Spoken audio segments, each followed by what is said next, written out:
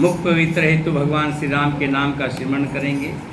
श्री राम जय राम जय जय राम, बोलो श्री राम जय राम जय जय राम, बोलो श्री राम जय राम जय जय राम, बोलो श्री राम जय राम जय जय राम, बोलो श्री राम जय राम जय जय राम, बोलो श्री राम जय राम जय जय राम,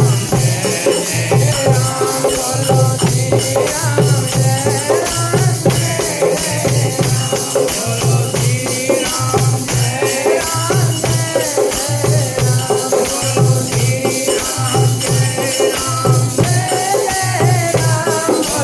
जय राम जय जय राम, बोलो श्री राम जय राम जय जय राम, बोलो श्री राम जय राम जय जय राम, बोलो श्री राम जय राम जय जय राम, बोलो श्री राम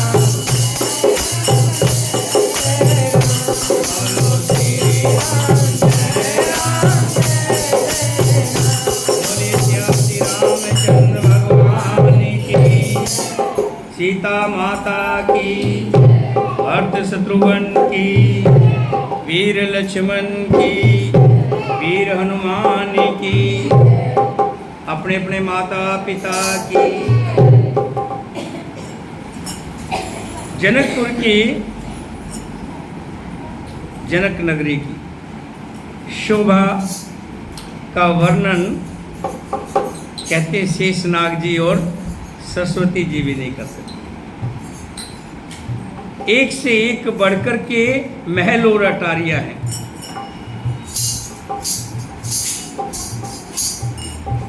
जहां जनक जी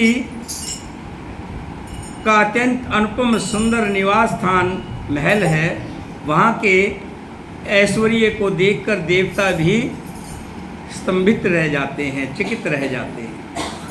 मनुष्यों की तो बात ही क्या है। राजमहल के परकोटे को देखकर चित्त चिकित हो जाता है।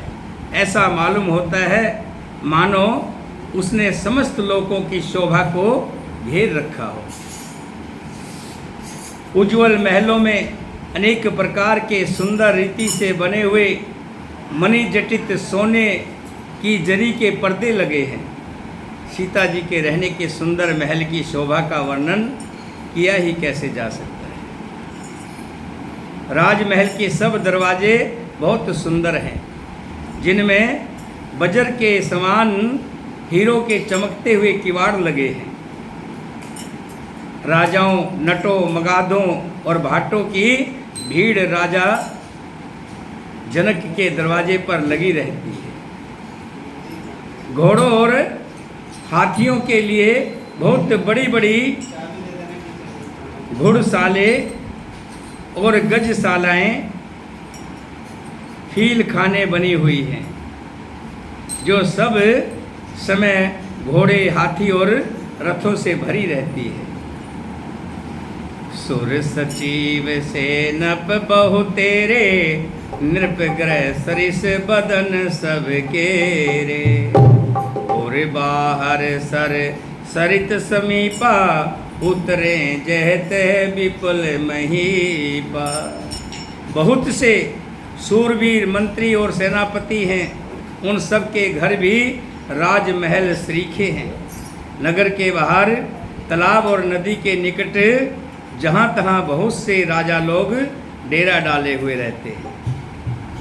वहीं आमों का एक अनुपम बाग देखकर, जहाँ सब प्रकार सुभिते थे, जहाँ सब तरह के ठीक ठाक लगा आम का वृक्ष के नीचे, और वो सब तरह से सुहाना था। विश्वामित्र जी ने कहा, हे सुजान रघुवीर, मेरा मन कहता है यहीं पर रहा जाए।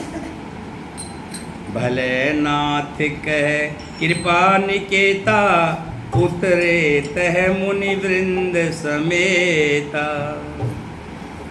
विश्वामित्र महामुनि आए, समाचार मिथिलापति पाए। कृपा के धाम श्री रामचंद्र जी बहुत अच्छा स्वामी, ऐसा कहकर वहीं मुनियों के समूह के साथ ठहर गए।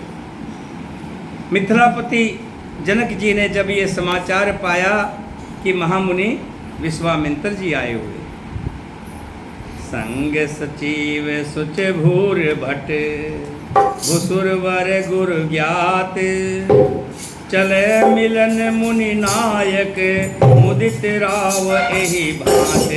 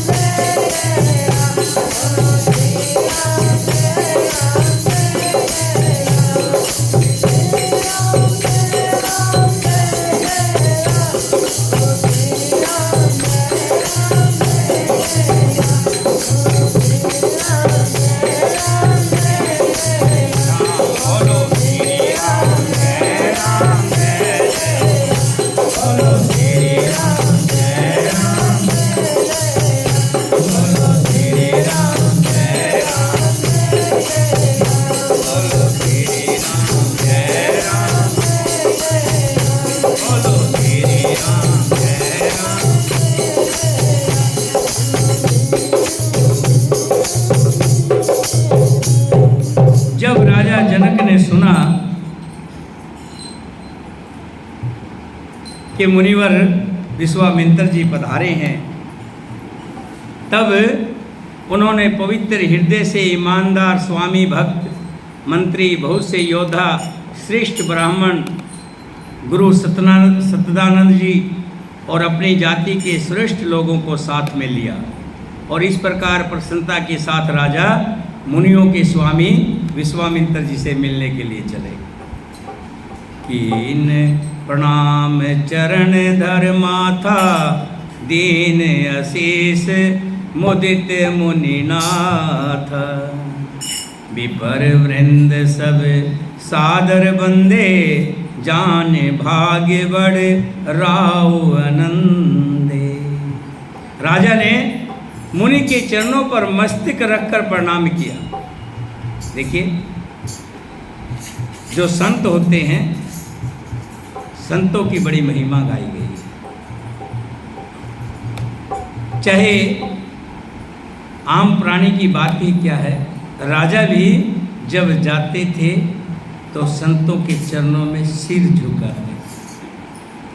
यहाँ विश्वामित्र जी के चरणों में राजा जनक, उच्च कोटि के राजा, विदेही, हजारों हजारों राजा जिनके चकोटे पर बैठे रहते थे हमेशा, वो राजा जनक गुरु विश्वामित्र जी के चरणों में सिर नवा रहे हैं। फिर सारे ब्राह्मण मंडली को आदर सहित प्रणाम किया और अपना बड़ा भाग्य जानकर राजा बड़े आनंदित हुए। कुशल प्रसन्न कह बारह बारा विश्वामित्र निरपय बिठारा, तेहि अवसरे आए दो भाई गए रह दे कन फुलवाई। बार बार कुशल प्रसन्न करके विश्वामित्र जी ने राजा को बैठने का स्थान दिया। उसी समय दोनों भाई आ पहुँचे जो फुलवाड़ी देखने के लिए गए थे। श्याम गौर मृदवेश किशोरा, लोचन सुगध विश्वचित चोरा।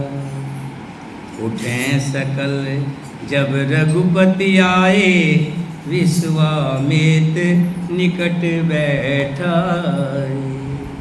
सुकुमार किशोर अवस्था वाले श्याम और गोरे वर्ण के, एक राम जी हैं जो श्याम रंग के हैं, और एक लक्ष्मण जी हैं जो गौर वर्ण के हैं। दोनों कुमार नेत्रों को सुख देने वाले और सारे विश्व के चित्त को चुराने वाले। जब श्री रघुनाथ जी आए तब सभी उनके तेज प्रताप को देखकर अपनी जगह से खड़े हो गए। ये होता है, देखिए मैं आपको बताता हूँ, जब कोई महान आत्मा, महान व्यक्ति जब कहीं किसी सभा में जाता है तो बाकी के सब खड़े हो जाते हैं। ये व्यक्ति के तेज प्रभाव का कारण होता है, ये लक्षण होते हैं तेज प्रताप के। जब भगवान राम जी आए तो सभा में जितने भी बैठे हुए थे सब खड़े हो गए। विश्वामित्र जी ने उनको बुलाया और अपने पास में बिठाया। भय सब सुखी देख दो भ्राता, बार विलोचन पुलकित गाता। मूर्ति मधुर मनोहर देखी, भयो विदेह विदेह विशेषी। दोनों भाइयों को देखकर सभी सुखी हुए, बड़ा आनंद आया, सबके नेत्रों में जल भर आया। आनंद और प्रेम के आंसू उमड़ पड़े और शरीर रोमांचित हो उठे।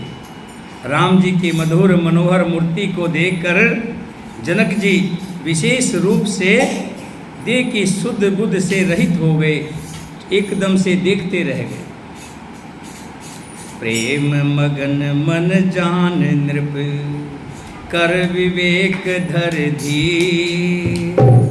बोलो मुनि पद नाय सिर, गद गद गिरा गंभीर।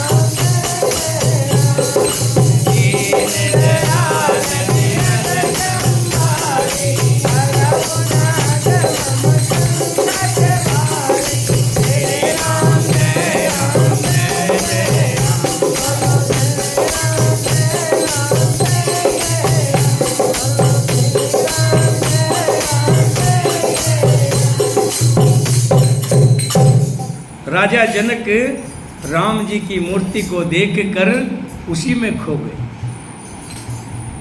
पलके झपकाना भी भूल गए। फिर मन को मगन जानकर जनक जी ने विवेक का आश्रय लेकर धीरज धारण किया और मुनि के चरणों में सिर नवाकर गदगद प्रेम भरी वाणी से क्या बोले? कहो नाथ सुंदर दो बालक, मुनिकल तिलक के नृपकुल पालक। ब्रह्मा जो निगम नेत के ही गावा, उभय वेश धर के सोइया। जनक जी कह रहे, हे मुनिश्री, हे नाथ, कहिए ये दोनों सुंदर बालक किसी मुनि के कुल आभूषण हैं या किसी राजवंश के पालक हैं, या जिसको वेदों ने नेति नेति कहकर गान किया है, कहीं वह ब्रह्मा तो युग कुल रूप धारण करके इस धरा पर तो नहीं आए। सहज विराग रूप मन मोरा, थकित होत जिम चंद चकोरा। ताते प्रभु पूछो सत भाऊ, कहो नाथ जन करहूँ दुराऊ। मेरा मन जो स्वभाव से ही विराग्य रूप बना हुआ है, इनके दर्शन से थकता नहीं है। इन्हें देखकर इस तरह मुग्ध हो रहा है जैसे चंद्रमा को देखकर चकोर हो जाती है। हे प्रभु, इसलिए मैं आपसे सब निश्चल भाव से पूछता हूँ, हे नाथ बताइए, छपाओ मत कीजिए। इन्हें विलोक अति अनुरागा, बर बस बरम सुख मनि त्यागा। कह मुनि बहस कहो नृपनी का, बचन तुम्हारे न होवे अलीका। इनको देखते ही अत्यंत प्रेम के वश होकर मेरे मन में ब्रह्म सुख को त्याग दिया है। ब्रह्मा सुख के त्यागने का मतलब ब्रह्म सुख से भी बढ़कर सुख मिल रहा है। मुनि ने हंसकर कहा, हे राजन, आपने ठीक कहा है, आपके वचन कभी गलत नहीं हो सकते। ए प्रिय सब है जहाँ लग प्राणी, मन मुस्काए राम सुनवानी। रघुकुल मन दशरथ के जाए, मम हित लाग नरेश पठाए। जगत में जहाँ तक जितने भी प्राणी हैं, ये सभी को प्रिय है। मुनि की रहस्यवरी वाणी सुनकर श्री राम जी मन मुस्कुराए और इशारे में कहने लगे, मुनि जी कभी भेद खुल ना जाए, ध्यान रखिएगा, क्योंकि लीला करने के लिए आए हुए। हंसकर मानो संकेत करते हैं कि रहस्य खोलिएगा नहीं। तब मुनि जी ने कहा, हे राजन, ये रघुकुल मुनि महाराजा दशरथ के पुत्र हैं। मेरे हित के लिए राजा ने इन्हें मेरे साथ भेजा है। राम लखन दो बंधुवर, रूपशील बल धाम। मख राखो सब साख जग, जीते असुर संग्राम। सियावर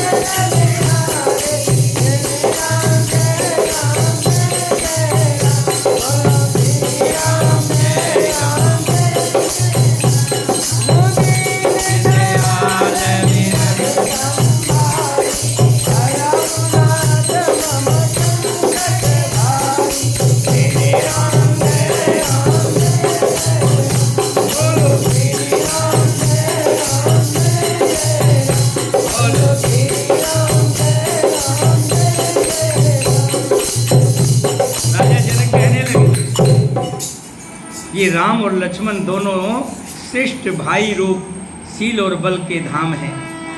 सारा जगत इस बात का साक्षी है कि इन्होंने तार हिला दी है, थोड़ी सी तार हिली है, कोई बात नहीं, थोड़ा आवाज कम कर। ये बाहर नीचे से हिला ना, तार हिल गई है, वहीं से हिला दो, ऊपर से तार, आवाज भी थोड़ी सी कम कर दो उधर से।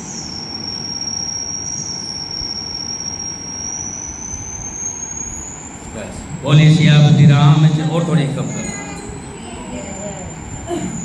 श्री राम जय राम, जय जय राम, बोलो श्री राम। श्री राम जय राम, जय जय राम।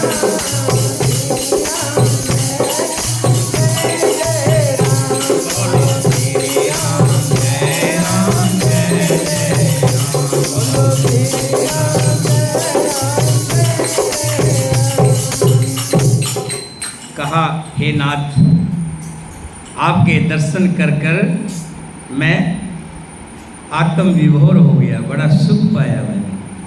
और इन दोनों सुकुमारों के को देखकर तो मन को बड़ी शांति मिली और मन करता है कि मैं इनको देखता ही रहूं। तब राजा जनक ने एक सुंदर महल जो सब ऋतुओं में सुखदायक था, आप ये कह सकते हैं, जिसमें एसी लगा हुआ था। आजकल तो एसी लगता है तो गर्मी का पता ही नहीं लगता ना, मतलब सब ऋतुओं में सुखदायक था, ऐसा महल महाराजा ने उन्हें ले जाकर के ठहराया। तदंतर सब प्रकार से पूजा और सेवा करके राजा विदा मांगकर अपने घर गए। रघुकुल के शिरोमणि प्रभु श्री राम जी ऋषियों के साथ भोजन और विश्राम करके भाई लक्ष्मण समेत बैठे। उस समय पहर भर दिन बाकी रह गया था। लक्ष्मण जी के हृदय में विशेष लालसा है कि जाकर जनकपुरी देखा है, शहर को देखा है। अभी तो बाहर बाहर से देखा था, अंदर नहीं गए थे, परंतु प्रभु श्री रामचंद्र जी का डर है कि भाई क्या कहेगा, और फिर मुनि से भी सुख चाहते हैं, इसलिए प्रगट में कुछ कहते नहीं हैं, मन ही मन मुस्कुरा रहे हैं। राम अनुज मन के गति जाने, भगत बछलता ये हुलसानी। अंतर्यामी श्री रामचंद्र जी ने छोटे भाई की मन की दशा जान ली। कहते मन का मेल मिला होता है, जिससे मन मिला हो उसके मन की बात को भी जान लेता है, होता ना, क्यों क्या कहना चाह रहा है। श्री राम जी ने लक्ष्मण के बात मन की बात जान ली, तब उनके हृदय में भगत वत्सलता उमड़ आई। वे गुरु की आज्ञा पाकर बहुत ही विनय के साथ सुचाते हुए मुस्कुरा करके बोले, क्या नाथ लखनपुर देखन चाही, प्रभु संकोच डर प्रगट न कही। जो राउर आयुष में पाऊं, नगर दिखाए तुरंत ले आऊं। हे नाथ, लक्ष्मण नगर देखना चाहता है, किंतु प्रभु आपके डर और संकोच के कारण स्पष्ट नहीं कहता है। यदि आपकी आज्ञा पाऊं तो मैं इनको नगर दिखलाकर तुरंत ही वापस ले आऊं। सुन मुनिस कह बचन प्रीति, कसन राम तुम राखो नीति। धर्म सेत पालक तुम ताता, प्रेम विवश सेवक सुखदाता। ये सुनकर मुनीश्वर विश्वामित्र जी ने प्रेम सहित वचन कहे, हे राम, तुम नीति की रक्षा कैसे नहीं करोगे, तुम तो बने ही नीति के लिए हो। हे तात, तुम धर्म की मर्यादा का पालन करने वाले और प्रेम के वशीभूत होकर सेवकों को सुख देने वाले हो। जाए देख आओ नगर, सुख निदान दो भाई। करो सुफल सबके नैन, सुंदर बदन दिखाए।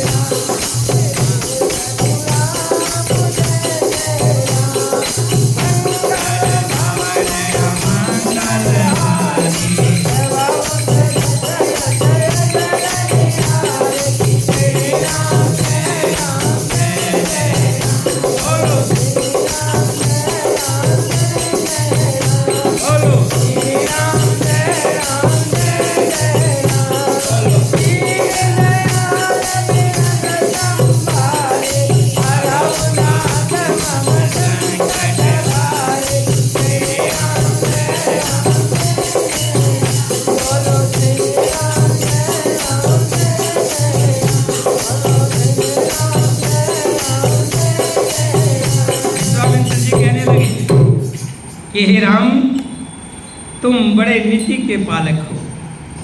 नहीं तो आज के टाइम में तो कोई माँ बाप से भी नहीं पूछता, कहीं जाना होता है, दिल करता वहाँ चले जाओ।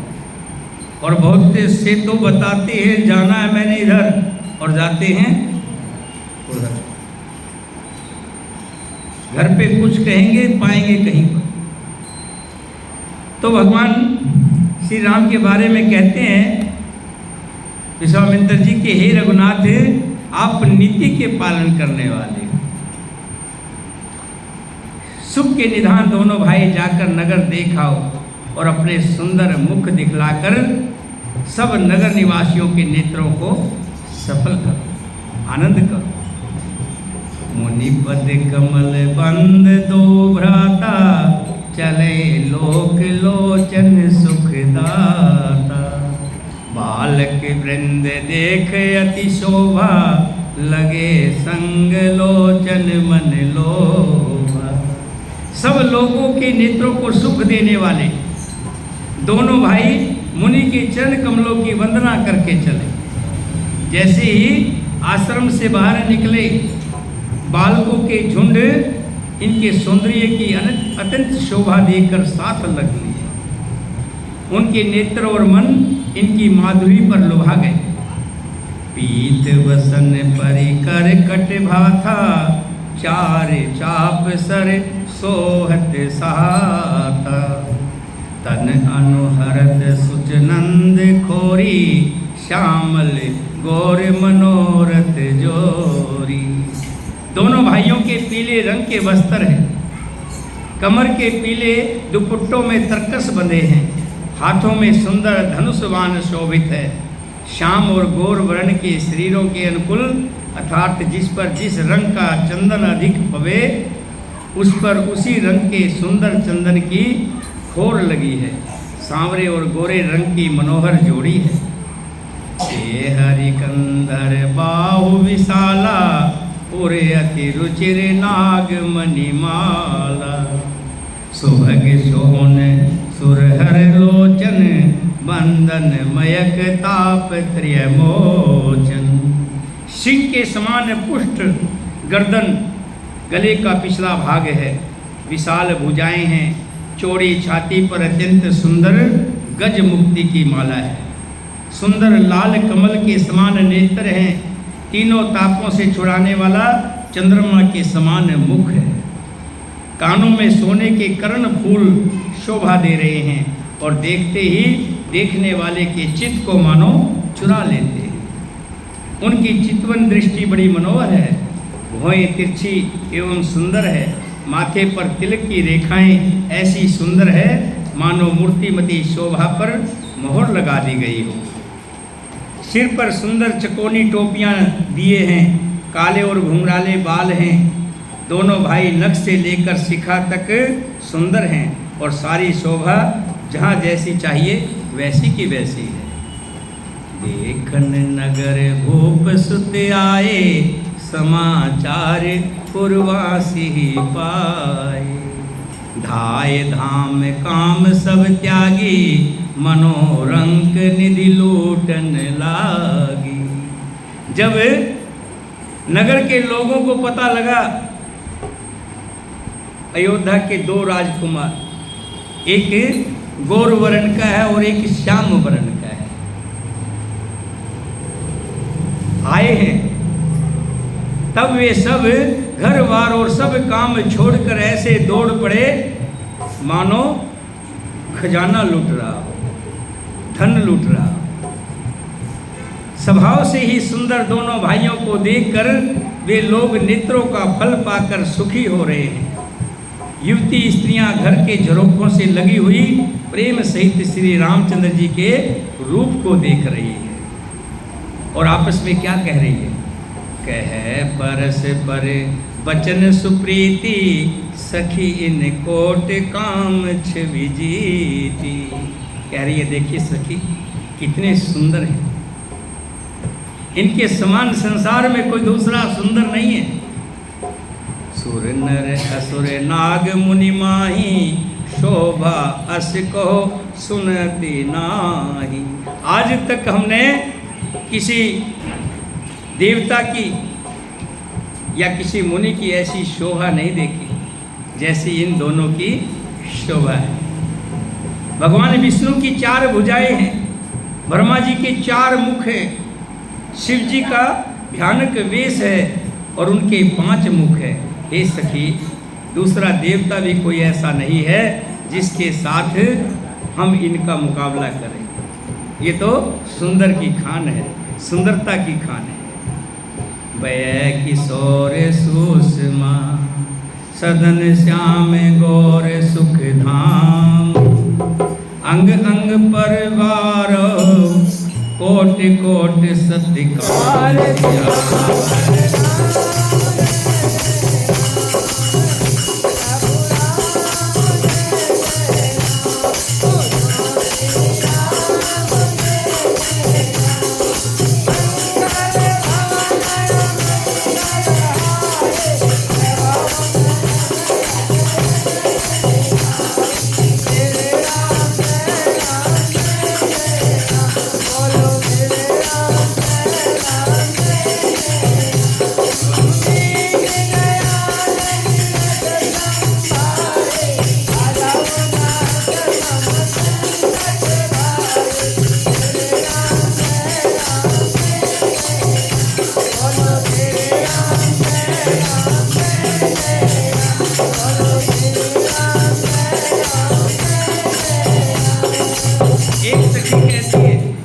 कि हे सखी, कहो तो ऐसा कौन शरीरधारी होगा जो इस रूप को देखकर मोहित ना हो जाए। ये रूप जड़ चेतन सबको मोहित करने वाला है। कोई दूसरी सखी प्रेम सहित कोमल वाणी में कहती है, हे श्यानी, मैंने जो सुना है उसे भी सुनो। ये दोनों राजकुमार महाराजा दशरथ के पुत्र हैं। ये दो दशरथ के डोटा बाल मरालन के कल जोटा, मुनि कौशिक मख के रखवारे, जिन रन अजर निशाचर मारे। और ये राजा दशरथ के पुत्र हैं। बाल राजहंसों का सा सुंदर जोड़ा है। ये मुनि विश्वामित्र जी की यज्ञ की रक्षा करने वाले हैं। हे सखी, मैंने सुना है इन्होंने ताड़का नाम की राक्षसी को मार दिया और उनके दोनों बेटे मारीच सुबाहु को भी मार दिया। ये बड़े बलशाली हैं। श्याम गात कल कंज विलोचन, जो मारिच सुभज मद मोचन। और जो ये सांवले रंग के हैं, इन्होंने ही मारीच सुबाहु को मारा है। कौशल्या सुत सो सुख खानी, नाम राम धन सायक पानी। और इनका नाम राम है और इनकी माता का नाम कौशल्या है। और लक्ष्मण के बारे में कैसे बता रही हैं? गोर किशोर वेशवर काछे, कर सर चाप राम के पाछे। लक्ष्मण नाम राम लघु भ्राता, सुन सखी तास सुमित्रा माता। हे सखी, जो राम के पीछे पीछे आ रहे हैं और श्याम शरीर के हैं, उनका नाम लक्ष्मण है और उनकी माता का नाम सुमित्रा है। विपरी काज कर बंद दो, मग मुनि बंद उधारे। आए देखन चाप मग, सुन हर से सब नार। दोनों भाई ब्राह्मण विश्वामित्र जी का काम करके और रास्ते में मुनि गौतम की स्त्री अहिल्या का उद्धार करके यहाँ धनुष यज्ञ देखने आए हैं। ये सुनकर सब स्त्रियां बड़ी प्रसन्न हुई। एक स्त्री कहने लगी, रे बहन, ये अहिल्या का क्या, ये क्या कहानी है? अहिल्या कौन है? उसका उद्धार कैसे किया? तू जानती है? कहती हाँ, थोड़ा थोड़ा जानती। ये थोड़ा थोड़ा सुना है कि गौतम ऋषि की पत्नी अहिल्या है और एक बार गौतम ऋषि ने श्राप दिया जिसकी वजह से वो पत्थर की शिला हुई और उसको जब गौतम मुनि को पता लगा कि अहिल्या का कोई कसूर नहीं था, तब कहा कि श्री राम जी आएंगे त्रेता में, उनके चरण की धूलि पा करके तुम्हारा उद्धार होगा। अच्छा, तो ये राम है? हाँ बहना, ये राम और लक्ष्मण दोनों। एक सखी कहती है कि देखो, मुझे तो ऐसा लगता है अगर राजा जनक ने इसको देख लिया, इनको देख लिया, तो स्वयंवर को कैंसिल कर देंगे और जो ये श्याम शरीर का है ना, इसके साथ सीता का जबरदस्ती स्वयंवर कर देंगे, शादी कर देंगे। ओ कहे ए भूपति पहचाने, मुनि समेत सादर सन्माने। दूसरे कहने लगी, रे बावली तुझे पता ही नहीं क्या कि राजा ने तो पहले ही पहचान लिया है, इनको देख लिया है, तभी तो मुनि के साथ महल में ठहरा रखा है। सखी परंतु पुनिराउन तजही, विधि बस हठ अविवेक ही भजही। परंतु हे सखी, राजा अपना प्रण नहीं छोड़ता, वो होनहार के वशीभूत होकर हठ पूर्वक अविवेक का ही आश्रय लिए हुए हैं, प्रण पर अड़े हुए हैं, मूर्खता को नहीं छोड़ रहे। वो तो धनुष का जो स्वयंवर रखा हुआ है धनुष तोड़ने का, उस पर अडिंग है। कोई कहे जो भल एहि विधाता, सब कहे सुनो उचित फल दाता। तो जन कहि मिले वर एहू, नाई आल यहाँ पर संदेह। एक कहती है यदि विधाता भले हैं और सुना जाता कि वो सबको उचित फल देते हैं, तो जानकी जी को यही वर मिलेगा। हे सखी, इसमें कोई संदेह नहीं है।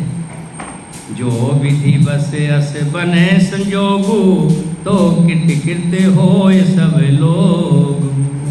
और जो देव योग से ऐसा संजोग बन गया तो हम सब लोग कठाट हो जाएंगे। हे सखी, मेरे तो इसी से इतनी अधिक आतुरता हो रही है कि इसी नाते जब ये सीता जी को लेने आया करेंगे, जनकपुर में आया करेंगे, तो हम इनके दर्शन किया करेंगे।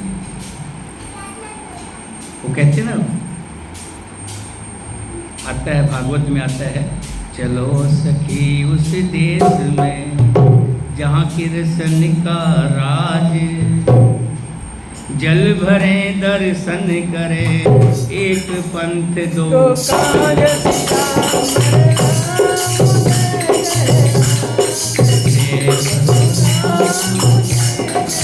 ऐसे ही कहती रही सखी, अगर इनका विवाह सीता से हो जाए तो आनंद ही आनंद होगा कि जब जब ये लिवाने के लिए आया करेंगे, तब हम अपने दर्शन, इनके दर्शन करके सुखी हुआ करेंगे। नाहिते हम कहो सुनो सखी, इनके दर्शन दूर। कि नहीं तो हे सखी, इनके दर्शन बड़े मुश्किल है। हमारी किस्मत में कहाँ है कि हम इनके दर्शन कर लें। ये तो इस बहाने आया करेंगे और हमारे दर्शन हो जाया करेंगे। नाहिते हम कहो सुनो सखी, इनकर दर्शन दो। ये संकट तब होय जब पुण्य पुराकृत घोर सिया।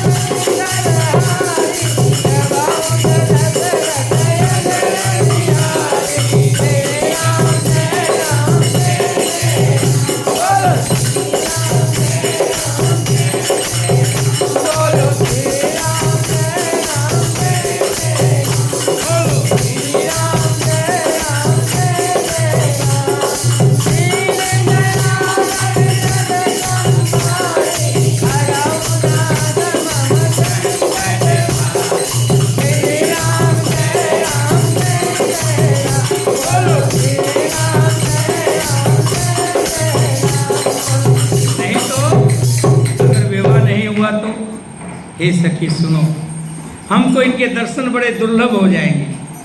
ये तो संयोग तभी हो सकता है जब हमारे पिछले जन्मों के कर्म अच्छे होंगे। बोलिया पर कहो सखनी का, यही विवाह अति हित सब ही का। एक सखी ने कहा, हे सखी तुमने बहुत अच्छी बात कही है, इस विवाह से सभी का भला छुपा हुआ है। किसी ने कहा, शंकर जी का धनुष तो बड़ा कठोर है और ये सांवले राजकुमार बड़े कोमल शरीर के बालक है। सखी तू कह रही है अगर इनसे धनुष नहीं उठा, धनुष तो बड़ा भारी है, अगर ये नहीं उठा पाए तो दूसरी कहने लगी, हे सियानी सब असमंजस ही है। ये सुनकर दूसरी सखी कोमल वाणी से कहने लगी, सखी तुम जानती नहीं हो, इनके संबंध में तुम्हें पूरा पता नहीं है। ऐसा कहते कि देखने में ये बहुत छोटे हैं पर इनका प्रभाव बहुत बड़ा है। जिनके चरण कमलों की धूलि का स्पर्श पाकर अहिल्या तर गई, जिसने बड़ा भारी पाप किया था, और जिन्होंने एक ही बाण से ताड़का को मार दिया। मुझे तो पूरा विश्वास है कि शिव जी के धनुष को यही तोड़ेंगे। जिस ब्रह्मा जी ने सीता को सवार कर बड़ी चतुराई से रचा है, उसी ने विचार कर सांवला वर भी रचा है। उनके ये वचन सुनकर सब बड़ी खुश हुई और कोमल वाणी से कहने लगी कि ऐसा ही हो। ये हरस बरस ही सुमन, सुमुख सुलोचन वृंद, जाय जहाँ जय बंद दो, कहते हैं परमानंद।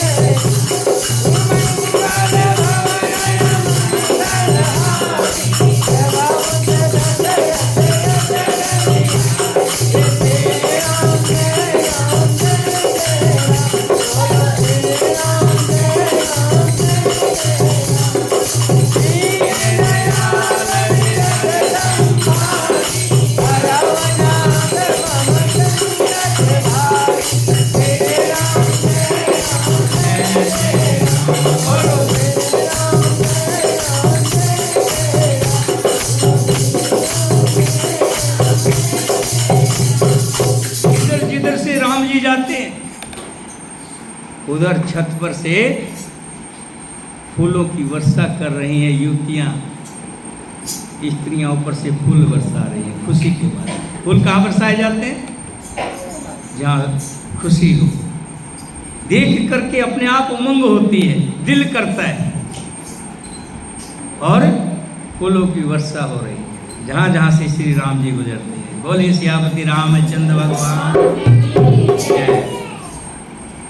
और मन में ऐसा विचार, मेरा राम की कृपा से, मेरा राम की